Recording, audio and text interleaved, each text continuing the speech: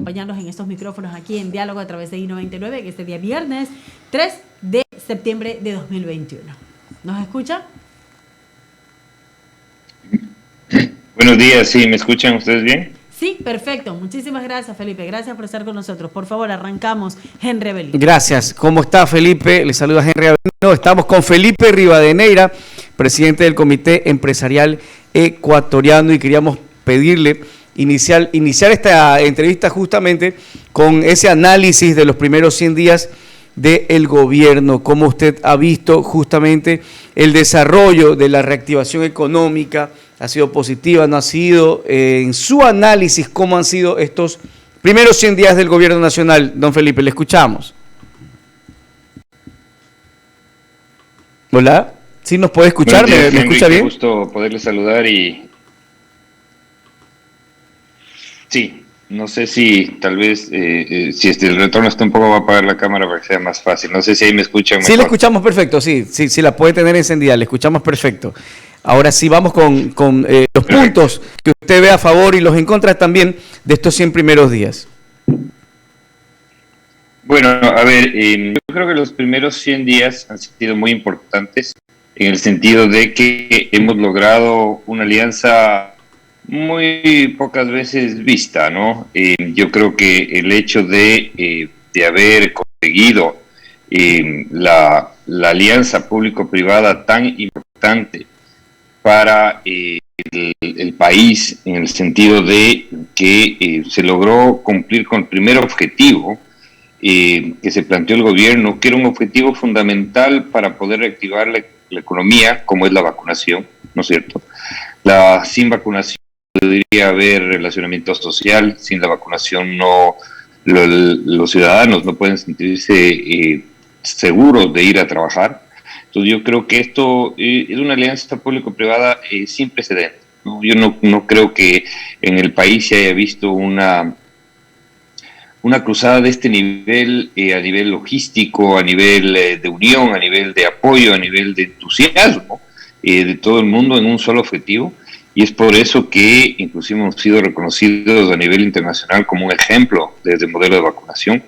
Eso es algo que no es menor y que a veces los ecuatorianos tenemos esta costumbre de cuando conseguimos los logros siempre, una costumbre positiva, creo yo, queremos ya ir por más, ¿no? Pero sí hay que hacer un alto en el camino y analizar lo que se consiguió. Yo creo que es algo fundamental, el haber estado en el primer lugar en el nivel mundial de vacunación es una suerte, diría yo, como país, a través del liderazgo de un presidente recién posesionado, en donde todo el mundo con un sentimiento optimista se lanzó a conseguir algo que era impensable. Digo, yo también era una persona escéptica, yo no pensaba que se podía conseguir, pero trabajando todos en una misma dirección se lo consiguió y estamos a muy pocos días de conseguir la inmunidad de rebaño, que es algo fundamental para la reactivación económica.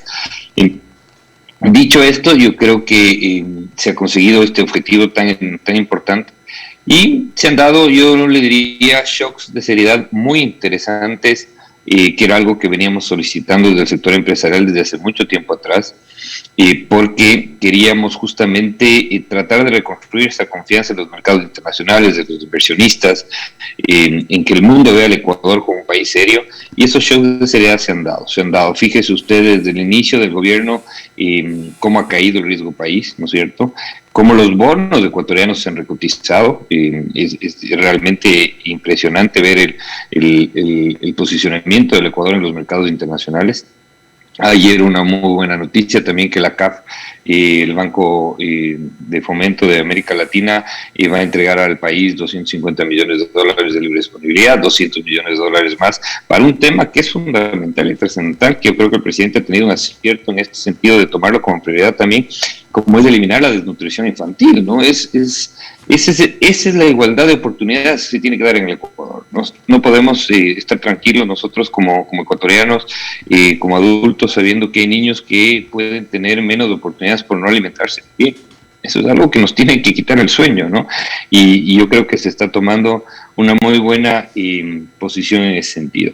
De ahí, en cuanto a materia económica, el anuncio de esta apertura comercial interesante que se ha dado, vimos que el domingo Esta semana, al inicio de esta semana, el presidente logró entablar una conversación telefónica con el presidente de China, buscando un acuerdo comercial. China es un mercado gigantesco. El crecimiento de cualquier producto en ese monstruo asiático es incuantificable. Fíjese usted lo que le ha sucedido al camarón en los últimos 4 años, cómo ha crecido de una manera exponencial. Recordémonos que hasta el 2016, 2017 el camarón no superaba los $1.500 millones en exportaciones y ahora está bordeando los 3.000, es decir, casi duplicado su oferta exportable gracias al acceso a ese mercado. De igual manera tiene un crecimiento enorme el banano, pero también hay que ver otros productos, ¿no? El día de mañana, por ejemplo, digamos que el ciudadano chino empiece a gustar regalar rosas por San Valentín. No va a haber fincas de rosas en el país suficiente para poder nutrir ese mercado, y eso es algo positivo. Entonces hay que atacar ese mercado. Otro negocio también, el día de hoy estoy aquí en la ciudad de Manta, voy a recorrer unas plantaciones de pitahaya, por ejemplo. Pitahaya es de este dragon fruit que también tiene un gran crecimiento y potencial de crecimiento en la China, y todavía está recién incursionándose, pero el momento que esto agarre con fuerza también tiene un crecimiento que, te digo, es incuantificable. Y adicionalmente también se ha hecho acercamientos con el mercado ruso, con el mercado, que es otro mercado extremadamente importante porque nos permite llegar a todo el tema euroasiático. Así como con México, la Alianza del Pacífico, Estados Unidos, Centroamérica, Canadá, República Dominicana, Panamá. Es decir, tenemos una actitud como gobierno de tratar de recuperar todo este tiempo perdido que como sector privado hemos solicitado desde hace más de 15 años, ¿no? Es decir, que el Ecuador se inserte en el mundo, y le voy a dar un dato que es importante, que la ciudadanía lo conozca. 4 de cada 10 dólares que exportamos nosotros como Ecuador apenas están protegidos con acuerdos comerciales. 4 de cada 10. Mientras que nuestros competidores, Chile, Colombia, Perú, tienen protegidos 9 de cada 10 dólares que exportan con acuerdos comerciales. Entonces esto radica aquí mucho la potencialidad de inversión que pueda haber, no solo extranjera, sino también local. Es decir, si yo tengo un acceso preferente a un mercado sin límite de tiempo, sin barreras arancelarias, sabiendo que yo voy a poder recuperar la inversión, me pongo a invertir, ¿no? Es decir, empiezo a invertir, y eso es justamente esa ventaja que dan estos acuerdos comerciales. Y a la par también el mismo hecho de ir trabajando. Ayer también tuvimos otra buena noticia, por fin vemos un desmonte, aunque sea una parte pequeña, pero un desmonte de este impuesto tan nefasto como es el impuesto a la salida de divisas, que nos resta competitividad, ¿no? Ayer ya se firmó este decreto en el cual se eliminó al 0% la tarifa del impuesto a la salida de divisas para todo lo que es fletes aéreos, ¿no es cierto? Y pasajes aéreos. Eso contribuye bastante en la economía de todos, ¿no? Sí, sobre todo para lograr fomentar el turismo, ¿no? El turismo ha sido un sector que se ha visto tan golpeado en esta pandemia. Lógicamente, todas las actividades que tenían que ver con relacionamiento, con ingreso de personas del exterior, se vieron golpeadas, ¿no? Y han tenido que pasarlas de Caín, hay que decirlo de esta manera, ¿no? Es decir, un año y medio prácticamente. Durísimo. Remontémonos a marzo del año anterior, ¿quién diría que la pandemia va a durar tanto? Entonces, sostener negocios, sostener hoteles, sostener comercios sin clientes es prácticamente imposible. Y a propósito, ¿no? Entonces, de eso, yo creo que se ha dado un buen paso, y sobre todo el ejemplo, ¿no? Sí. Y irlo desmontando este impuesto poco a poco, que esa es la parte fundamental. Hay mucho camino por recorrer, pero se tiene que seguir en esa línea, ¿no? Sí, Felipe Rivadeneira está con nosotros del Comité Empresarial Ecuatoriano, es el presidente.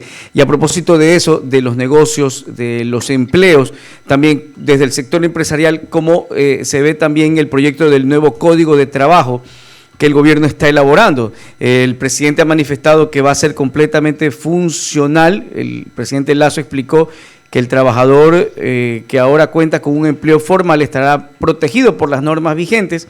El nuevo código va a flexibilizar también la contratación. ¿Algún aspecto importante dentro de esto desde el sector que usted representa, Felipe? Sí, a ver, en el mismo orden de ideas, ¿no? Una vez que hemos visto que ya se trabajó en la vacunación, es decir, ya el ciudadano se siente inmunizado, el siguiente paso es, bueno, quiero trabajar. ¿no? 7 de cada 10 ecuatorianos están en el desempleo o en el subempleo. Apenas 3 de cada 10 tienen esta suerte de tener este privilegio de tener un empleo completo, un empleo pleno que se llama, ¿no? Es decir, que trabajan las 40 horas, que tienen un sueldo completo, etcétera, ¿no? Entonces yo creo que hay que seguir en una línea disruptiva, es decir, en pensar diferente, en buscar soluciones diferentes. La pandemia ha sido un hecho que no se lo ha vivido desde el punto de vista económico desde la Segunda Guerra Mundial, es decir, con caídas del PIB de países que han sido realmente calamitosas, pérdidas de ventas en el Ecuador por más de 25 mil millones de dólares en el 2020. Entonces, no podemos pensar que una norma que no ha dado respuestas, una norma que siempre se le pone a prueba y fracasa, como es el Código del Trabajo actual. Recordémonos en el terremoto del 2016 o en la misma pandemia, el Código del Trabajo actual no tiene las respuestas, no tiene las soluciones. Entonces, lo que tenemos que pensar aquí es, y esto es un llamado a los dirigentes sindicales, bueno, ¿qué propuestas tienen para dar una solución a quien no tiene empleo ahora? Es decir, a estas 7 de cada 10 personas. Hubo un momento en el país que se discutía cómo crecer estos derechos laborales. Bueno, muy bien, estuvo bien en su momento, se logró completar, yo creo que unas normas laborales interesantes que protejan al trabajador, pero en estos momentos actuales la discusión no va por ahí. La discusión tiene que ir cómo damos respuesta a los jóvenes, por ejemplo, a los millennials, a los centennials, que buscan trabajar con mayor movilidad, que no les interesa muchas veces trabajar de lunes a viernes 8 horas seguidas, sino quieren trabajar el lunes 4 horas, el martes 3, el jueves 2, el viernes 4, es decir, el mismo domingo pueden trabajar, etcétera, otras horas, porque los comercios y los negocios en esta nueva era moderna tienen diferentes modalidades, tienen diferentes formas de desarrollarse, ¿no? La misma era digital nos ha llevado a otros aspectos. Entonces, tenemos que buscar ampliar esas fronteras laborales. No tenemos todavía el conocimiento del proyecto, del texto, pero yo creo que tiene que pensarse de una forma distinta, como le digo, fuera de la caja, en donde nos permita dar soluciones reales a la modernidad, soluciones reales a que los estudiantes. Yo me acuerdo cuando era un joven estudiante había el contrato por horas, y el contrato por horas me permitía a mí trabajar y estudiar. Es decir, obviamente hubo muchos abusos en el cuanto de parte de empresas por contrato por horas, pero yo, gracias a Dios, en las empresas que trabajé me cumplían muy, muy bien con el valor de la hora, y estaba incorporado el 13º, el 14º, el aporte de la seguridad social, etcétera, pero tenía esa posibilidad de poder estudiar y trabajar. No tenía que dejar de estudiar para poder trabajar. Y eso es fundamental, y eso es lo que la ciudadanía tiene que entender, o más bien dicho, la clase política tiene que entender este clamor ciudadano de que le den alternativas para que las empresas también lo puedan hacer. Y dos, los emprendedores, usted y yo, cualquiera que queremos poner el día de mañana un negocio y que queremos arriesgar nuestro capital, tenemos que tener una flexibilidad de que no se nos sobrecargue, por ejemplo, el sobrecargo absurdo que hay en las contrataciones temporales o en las contrataciones por fin de semana. ¿Qué tal si su negocio solo funciona sábado y domingo? Él tiene un recargo del 35% que él resta competitividad, y muchas veces son barreras para generar trabajo. Yo creo que el Ecuador ahora, y los ecuatorianos sobre todo, somos campeones en generar nuevos negocios, en generar riquezas, pero con la normativa actual es realmente complicado sostenerse ese tipo. Entonces tenemos que buscar estas alternativas, esta discusión ampliada, para ampliar estas fronteras laborales y que nos permitan de alguna manera tener una normativa paralela, como lo ha dicho el ministro de Trabajo y el mismo presidente de la República, pero que den soluciones a este clamor ciudadano de, ok, insisto, ya estoy curado, estoy vacunado, me siento bien, puedo trabajar, pero necesito unas leyes, una ordenanza, un ordenamiento jurídico, un esquema de país que nos permita invertir y generar el empleo que tanto necesitan los ecuatorianos, ¿no? Coincido con usted, Felipe. Estamos conversando con Felipe Rivadeneira, presidente del Comité Empresarial Ecuatoriano y también presidente de la Federación Ecuatoriana de Exportadores, FEDEXPORT. El tema de que hoy por hoy muchos chicos que incluso están estudiando necesitan también trabajar porque las familias necesitan más ingresos. Un sueldo básico, del que por lo menos el que tenemos acá en nuestro país, ni siquiera cubre la canasta básica familiar. Entonces hay que hacer esfuerzos y es bueno por ellos. Primero, por el tema económico, y segundo, hasta por el tema de estar ya en las trabajando en el lugar donde le corresponde. Si está estudiando, por ejemplo, qué sé yo, se me ocurre, medicina, ya ir practicando, teniendo esa práctica que se necesita en el lugar donde de lo que está estudiando. Entonces, y así sucesivamente. Y si tiene un ingreso, mucho mejor. Felipe, usted ha mencionado que respetar el principio de no reexportar impuestos y oxigenar a la generación de producción no petrolera del país. ¿Qué es lo que implica aquello? Porque muchas personas dicen, a ver, ¿qué es esto de reexportar impuestos? Explíquenos un poquito, Felipe, para poderlo entender mucho mejor y sobre todo que la ciudadanía que nos está escuchando en este momento tenga conocimiento de aquello. Sí, encantado, buen día. A ver, esto es muy fácil, ¿no? El sector exportador es un sector que ha luchado durante muchos años en el país por ser competitivo con una moneda dura. Recordémonos que el dólar es nuestra moneda de como país desde el año 2000. Competimos con países que devalúan su moneda, ¿cierto? Es decir, que cuando tienen crisis fiscales o lo que fuere, devalúan y se genera una falsa competitividad, porque al final luego esto les termina rebotando y les termina costando más, pero logran reducir sus costos y sus precios a nivel internacional. El sector exportador no fija el precio del banano, el precio del camarón, el precio del cacao, el precio de las flores, el precio de las pitahayas, de lo que fuere, no lo fija si no lo fija el mercado internacional. Entonces, si nosotros tenemos costos internos que nos auto hemos puesto a través de impuestos perversos como el impuesto a las divisas, en que se paga un 5% en la importación de la materia prima y de los bienes de capital, que nos permiten generar esos productos de exportación. Un IVA, por ejemplo, que no se lo devuelve rápidamente en el país, que se tiene que pedir al SRI que se le devuelve 90, 120 días o 180 días, y a veces ni siquiera se devuelve el 100% por cualquier pretexto de que la factura estaba hecha con esfero de rojo y no con esfero de azul, por decirle. Hay muchos temas que a la final restan devolución de impuestos. Y claro, esos costos hacen que se encarezcan los productos y los precios no se los puede mover al mercado internacional. Si tuviéramos un producto único, ¿cierto? Es decir, si el día de mañana, digamos, exportamos el iPhone, ¿ya? Y el iPhone es el único país que produce y exporta el iPhone, uno puede poner en el iPhone el precio que uno quiere, pues, porque no hay producto más caro que el que no existe, y en este caso el único producto sería el nuestro y podemos poner el precio que sea. Pero al exportar nosotros productos que compiten con otros países, ¿no es cierto? A pesar de que el Ecuador tiene productos que son extremadamente reconocidos a nivel mundial, ¿no es cierto? El mejor banano del mundo, el mejor camarón del mundo, el mejor cacao del mundo, la mejor flor del mundo, etcétera. Llega un punto, ¿no es cierto?, que sobre todo vemos en esta pandemia, que hay una guerra de precios importante por la disminución de la capacidad de consumo de los hogares. Entonces, estos impuestos que pagamos aquí nos encarecen y nos restan la posibilidad de que la empresa tenga una mayor utilidad de lo que está produciendo y lo que está vendiendo. Si tiene menos utilidad, ¿qué es lo que pasa? No puede reinvertir, no puede crecer, no puede aumentar su producción. Entonces, en ese sentido, nosotros pedimos y solicitamos al gobierno, y no a este gobierno, sino al Estado en general, a los otros gobiernos, que se respete este principio de no exportar impuestos, porque son costos que nos autogeneramos y que nos resta competitividad y no nos permite ganar más espacio en los mercados internacionales. Entonces, esa es un poco la respuesta. Perdón que me he ido un poco más amplio en la parte didáctica, pero sí es importante explicar esta parte a la ciudadanía.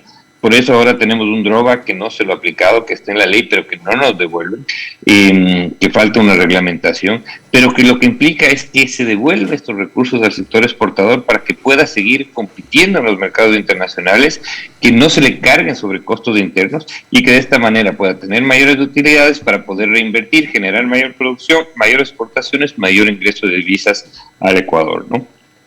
Felipe, agradecerle por haber estado con nosotros en estos micrófonos y por supuesto, como siempre, lo vamos a volver a invitar porque su opinión, sus comentarios siempre son muy importantes para todos nuestros amigos oyentes y que puedan orientarse sobre todo con estos temas. Un abrazo, que tengan un excelente día y un maravilloso fin de semana.